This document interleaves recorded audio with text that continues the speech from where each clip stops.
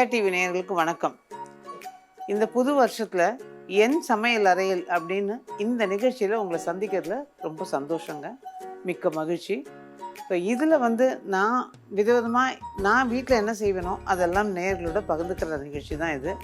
So அந்த வகையில் இன்றைக்கி நிறைய நேயர்களுக்கு பிடிக்கும் அப்படின்னு ஒரு சந்தோஷத்தில் கொண்டு வந்திருக்கிறது நல்ல ஒரு செட்டிநாடு ஸ்வீட் காரம், ரெண்டுமே ஒரே மாவு ஆனால் ரெண்டு விதமாக பண்ண போகிறோம்.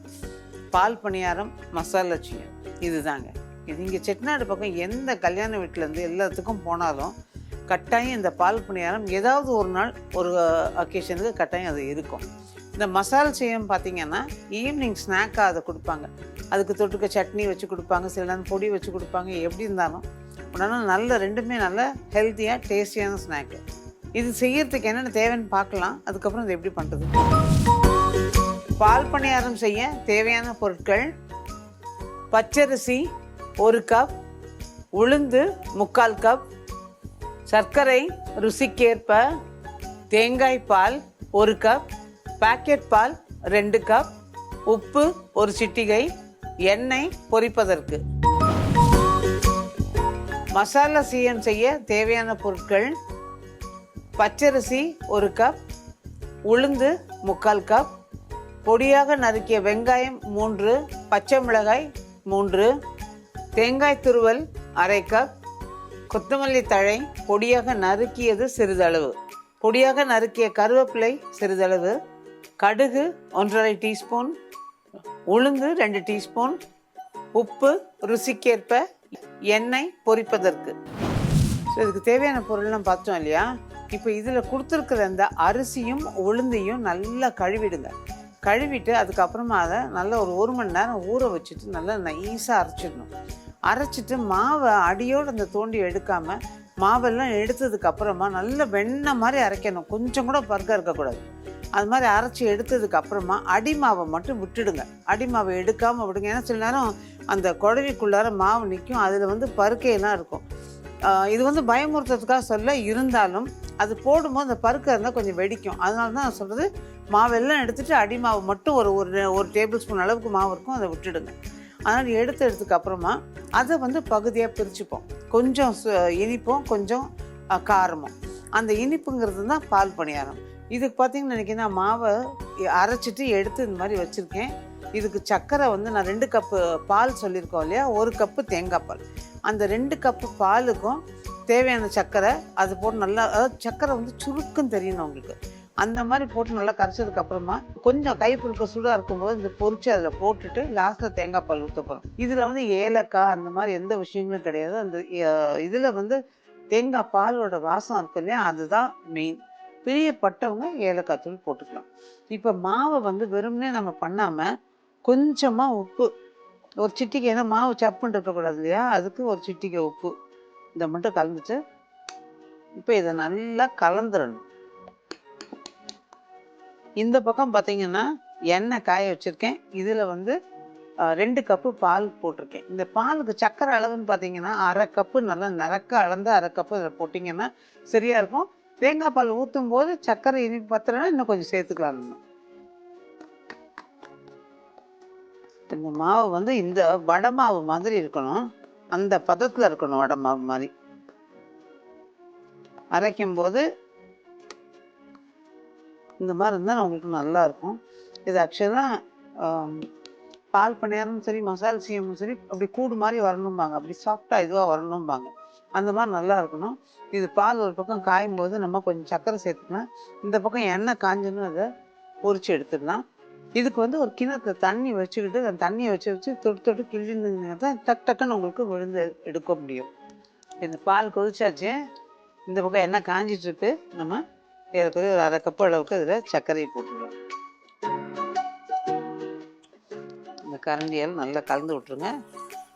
சர்க்கரை கரைஞ்சி தான் ஆஃப் பண்ணிவிடுங்க. இது அப்படியே வத்த காய்ச்சணும்லாம் கிடையாது.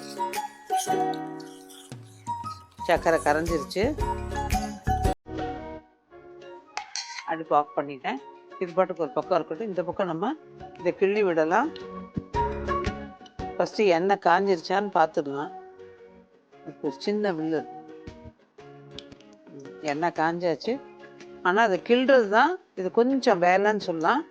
சின்ன சின்னதாக அப்படி மணிமணியாக இருக்கணும். பணியாரம்னா அந்த பனி ஆரம் அப்படிம்பாங்க. பனித்துளி எப்படி இருக்குது அந்த மாதிரின்னு. இது பனித்துளியை விட பெருசு தான், ஆனால் அது சொல்லும்போது பனித்துளி மாதிரி இருக்கணும்பாங்க. அதனால தான் அந்த பனித்துளியில் பண்ண ஆரம் மாதிரி இருக்கணுமா. இது வந்து இப்போ இந்த மாதிரி சின்ன சின்ன சின்னதாக கிள்ளி விடுங்க. இது நீங்கள் ஒரு 1/2 கப்பு போட்டு பண்ணிங்கன்னா கூட உங்களுக்கு அவ்வளோ காணும், நிறைய வரும். தீயை மிதமாக வச்சுக்கோங்க. ஏன்னா நம்ம முதல்ல போட்டது கொஞ்சம் டக்குன்னு செவந்துடும், அடுத்தது மெதுவாக போடும்போது வெள்ளையாகும். இது ஆக்சுவலாக ஒரு இளஞ்சிவப்பாக இருந்தால் போதும்.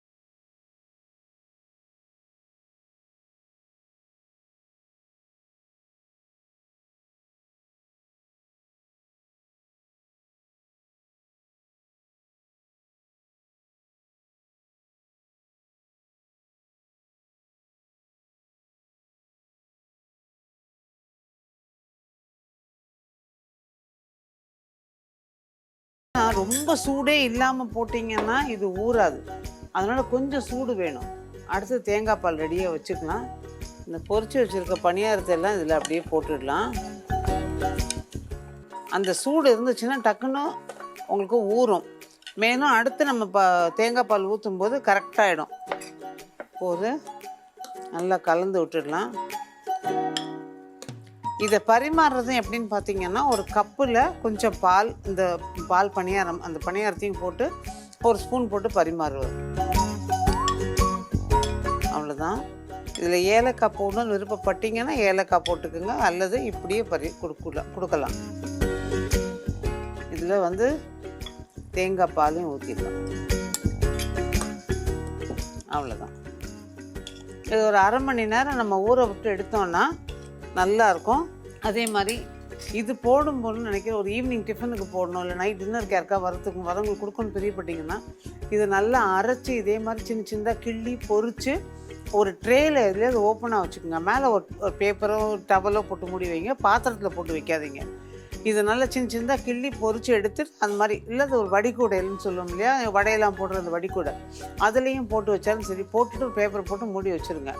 அது ஒரு பக்கம் இருக்கட்டும். அதுக்கப்புறம் சாயந்தரமாக நீங்கள் இல்லை இந்த பாலை காய்ச்சி ஆற வச்சு கூட ஃப்ரிட்ஜில் வச்சிடலாம். சாயந்தரமாக அந்த பாலை சூடு பண்ணி தேங்காய் பாலும் எடுத்து இதே மாதிரி நம்ம இப்போ கலந்த மாதிரி எல்லாத்தையும் போட்டு ஒன்றா கலந்தும் பரிமாறலாம். காலையிலே பண்ணிவிட்டு சாயந்தரம் பரிமாறலாம். ஆனால் ஊற வச்சு பரிமாறினா மேக்ஸிமம் ஒரு 3 மணி நேரம் அந்த மாதிரி தான் நீங்கள் இருக்கும். அதுக்கப்புறமா அந்த தேங்காய் பாலோட வாசனை இன்னொன்று என்னென்னா ரொம்ப கொசகொசன்னு ஆயிரும். அதனால் அந்த நேரத்துக்கு பார்த்து நம்ம பரிமாறணும். இப்போ இது ஊறட்டும். அடுத்தது நம்ம வந்து மசாலா சீயம் எப்படி பண்ணுறதுன்னு பார்ப்போம். இப்போ இந்த பால் பணியாரம் ரெடி ஆகிடுச்சு, அது ஊறிட்டு இருக்குது. இந்த பக்கம் எண்ணெய் நம்ம ஏற்கனவே போட்டிருந்தோம் இல்லையா, அந்த எண்ணெய் தான் காஞ்சிட்ருக்கு. இந்த பக்கம் பார்த்திங்கன்னா நம்ம தாளிக்கிறதுக்கு ரெண்டுத்துக்குமே நம்ம மிஸ்டர் கோல்டு எண்ணெய் தான் யூஸ் பண்ணிக்கிட்டு இருக்கேன். இப்போ இதில் வந்து ஒரு 3 டேபிள் ஸ்பூன் அளவுக்கு எண்ணெய் விட்டுருக்கேன். இதில் ஒரு 1.5 டீஸ்பூன் அளவுக்கு நம்ம கடுகு போட்டுடலாம்.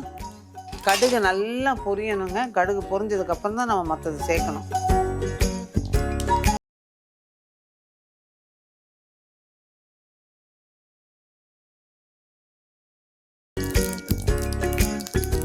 கடுகு நல்லா பொரிஞ்சிருக்கு. இதில் 2 டீஸ்பூன் உளுந்து அதையும் போட்டுட்டு, வெங்காயமும் பச்சை மிளகாயும் நல்ல பொடியாக கட் பண்ணி வச்சுக்கிட்டா தான் நல்லாயிருக்கும். அந்த மாதிரி கட் பண்ணி வச்சுருக்கோம். இப்போ இதில் இளம் சிவப்பாக செவந்த உடனே நம்ம இதை போட்டுடலாம்.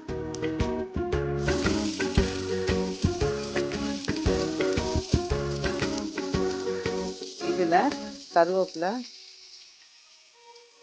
ஒரு சிட்டிகை உப்பு, இந்த வெங்காயத்துக்கு தகுந்த மாதிரி உப்பு போட்டுக்கங்க. நம்ம அப்புறம் மாவில் உப்பு போடணும். மாவு ஆட்டும் போது என்ன காரணத்தை கொண்டும் அதில் உப்பு போட்டு ஆட்டக்கூடாது. எடுத்ததுக்கு அப்புறம் தான் நம்ம உப்பு போடணும். இது கொஞ்சம் நல்லா ரொம்ப அப்படியே நிறம் மாதிரி வதங்கணும்னு இல்லை, கொஞ்சம் நல்லா வதங்கிடுச்சுன்னா போதும், அவ்வளோதான். அந்த கலர் மாறும்போது லேசாக நம்ம எடுத்துருவோம். கண்ணாடி மாதிரி ஆகுது இல்லையா, அப்போ அதை எடுத்து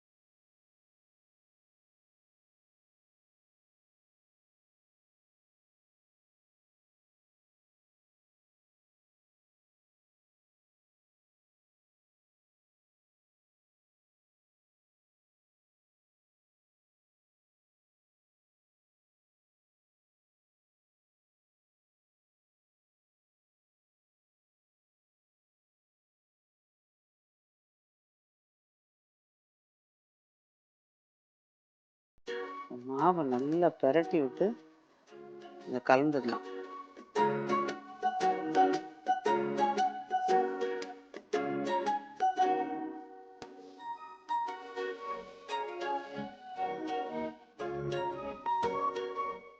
மாவு இப்போ பார்த்தீங்கன்னா வடை மாவு மாதிரி இருக்குது. இந்த பதம் இருக்கணும். இதில் இன்னும் கொஞ்சம் தளர இருந்தால் இது கூடு கூடாக வரும்னு சொல்லுவாங்க, அது நல்லாயிருக்கும். ஸோ கொஞ்சம் ஒரே ஒரு கை தண்ணி தெளிச்சுட்டு நல்லா கலந்துடலாம். யூஸ்வலாக செட்டிநாடு பக்கம் வந்து 1 கப்பு அரிசிக்கு 1 கப்பு உளுந்து போடுவாங்க.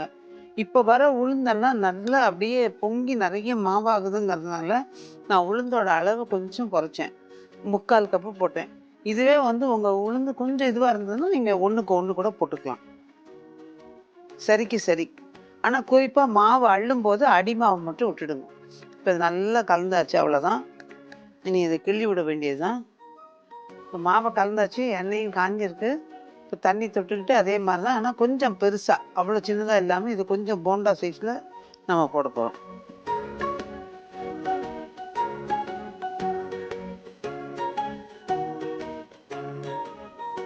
இந்த நிதானமான தீயில கொஞ்சம் வேக விட்டு எடுத்தோம்னா நல்லாயிருக்கும்.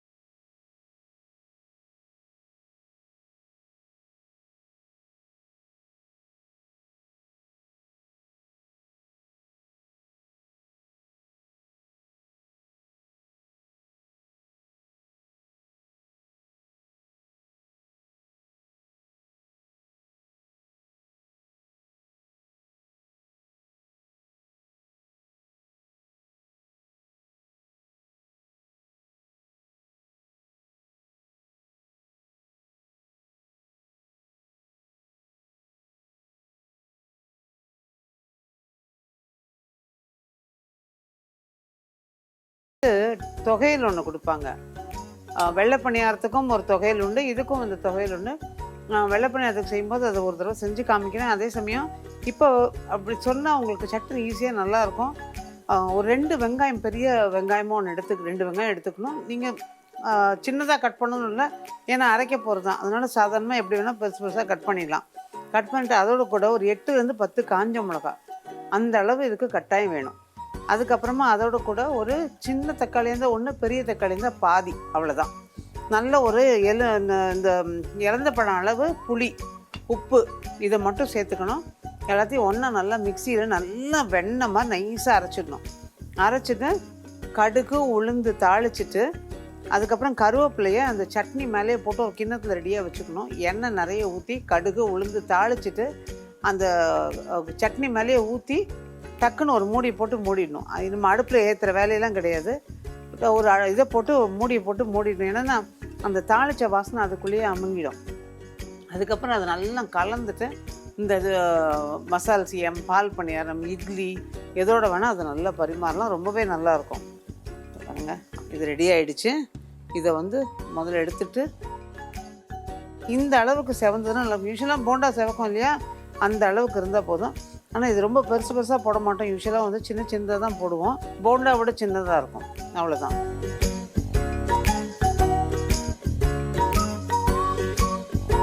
நல்ல சுட சுட செஞ்சு கொடுக்கும்போது சாப்பிட்டா சூப்பராக இருக்கும். 6 நாள் நல்லா ருசியாக இருந்தாலும் அது சூடு அப்படிங்கிற போது அது கொஞ்சம் வித்தியாசம் தானே. நிறைய கல்யாண வீடுங்களில் சாயந்தரம் பலகாரம், காலையில் டிஃபனுக்கு, இது எல்லாத்துக்கும் செட்டிநாடு பக்கம் இது கட்டாயம் வைப்பாங்க. இப்போ நான் எடுத்து இதில் அடுக்கிட்டேன்.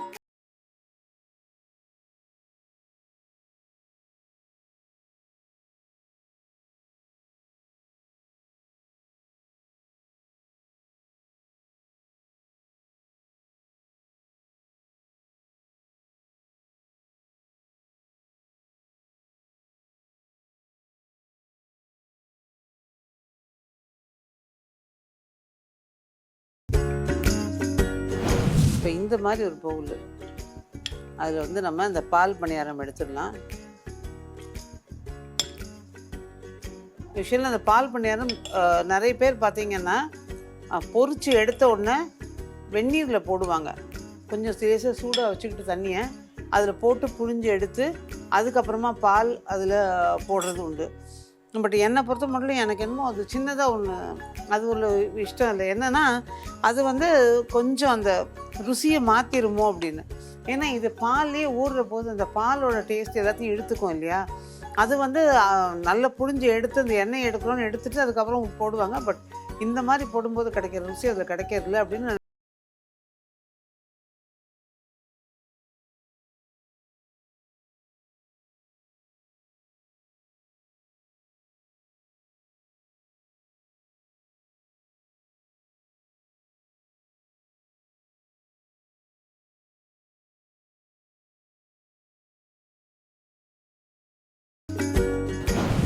ட்ரை பண்ணி பாருங்கள். நிச்சயமாக செட்டிநாடு பலகாரம் கொஞ்சம் வித்தியாசமாக இருக்கும். ஆனால் அதே சமயம் ஹெல்த்தியாகவும் டேஸ்டியாகவும் இருக்கும். பால் பணியாரம், மசால் சிஎம் எப்படி பண்ணுறதுன்னு பார்த்தோம். மீண்டும் இதே மாதிரி அடுத்த வாரம் என் சமையல் அறையில் இன்னும் நல்ல இன்ட்ரெஸ்டிங்கான 2 டிஷ்ஷோடு உங்களை சந்திக்கும் வரை நன்றி, வணக்கம்.